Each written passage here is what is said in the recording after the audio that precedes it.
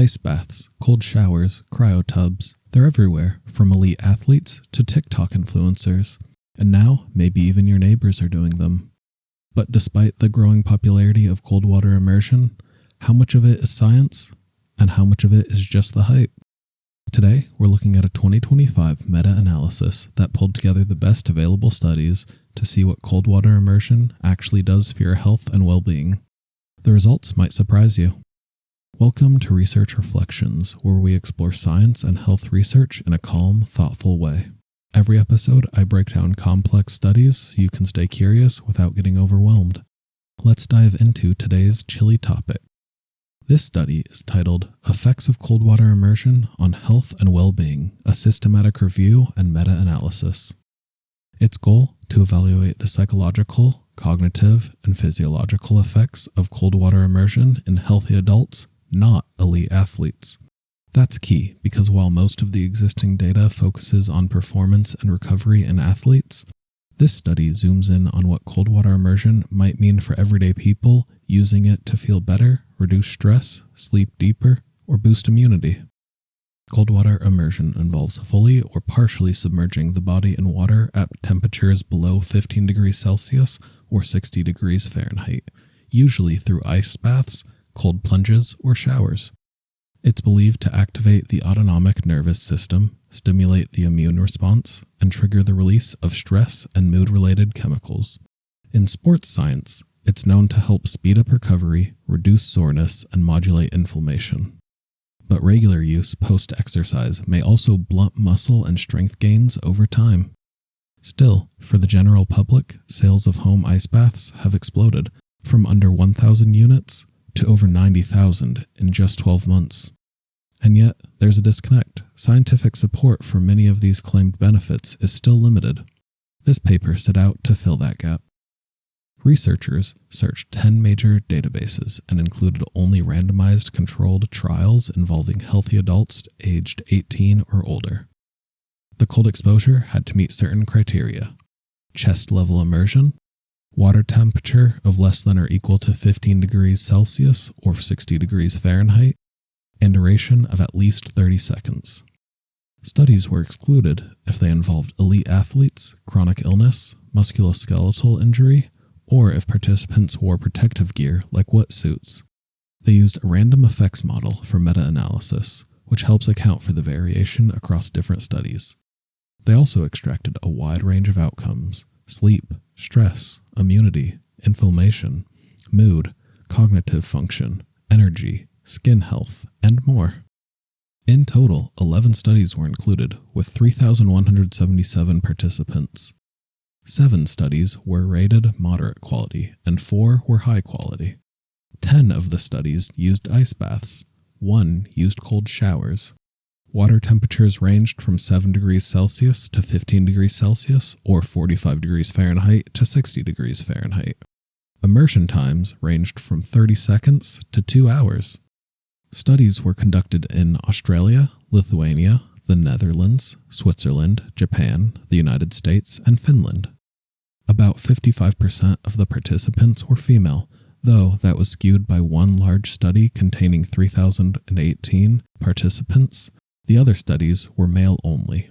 Only outcomes with at least 2 studies were included in the meta-analysis: inflammation, stress, immunity, sleep, quality of life, and mood. Cold water immersion caused a significant spike in inflammation markers immediately post-immersion and 1 hour later. Unsurprisingly, this means that the body reacts to cold exposure as a stressor, at least in the short term. Interestingly, the findings of short-term increases in inflammation contrast with one prior review that reported decreases 24 hours after cold water immersion. However, they align with other research showing that longer immersions can temporarily raise certain inflammation markers.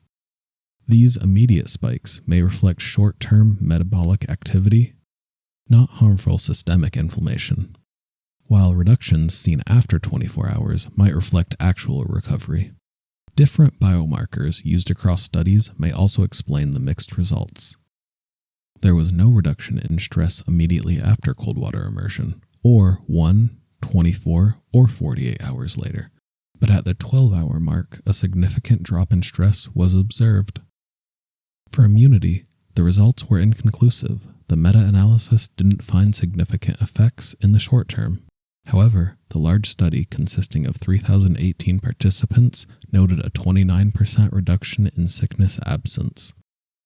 One study found improved sleep quality and duration when cold water immersion was used during the evening recovery in heat training.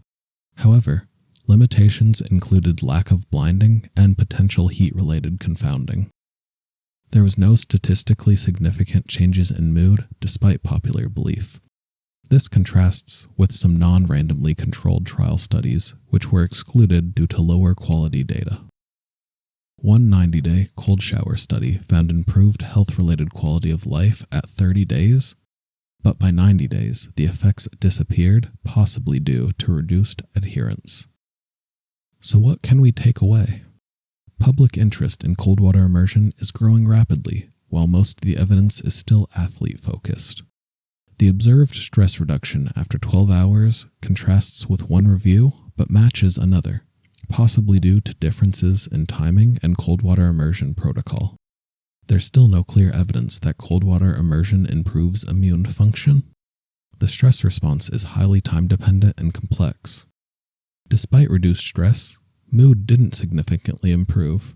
This could be due to differences in how mood was measured. Quality of life findings are promising, but isolating the effect of cold water immersion from other lifestyle factors is difficult. As with any paper, there were strengths, like the inclusion of only high-quality randomly controlled trials, a broad range of outcomes studied, and detailed subgroup analyses, and limitations such as small sample sizes in many studies, lack of diversity in participants, short durations of intervention, and potential for confounding variables like heat exposure. The authors call for larger and more diverse studies, trials focused on long-term outcomes, better definition of dose-response relationships, how often, how cold, how long, studies exploring combined effects like cold water immersion plus exercise, or the Wim Hof method, and exploration of subjective experience, safety, and adherence.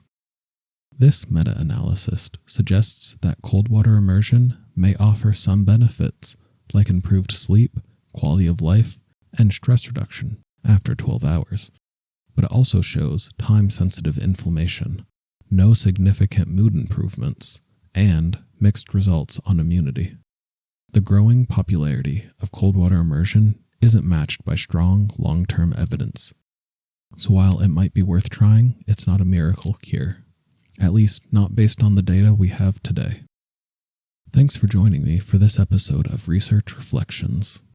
If you've tried cold showers or ice baths, I'd love to hear about your experience in the comments.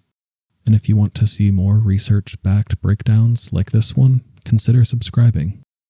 Until next time, stay curious and take care.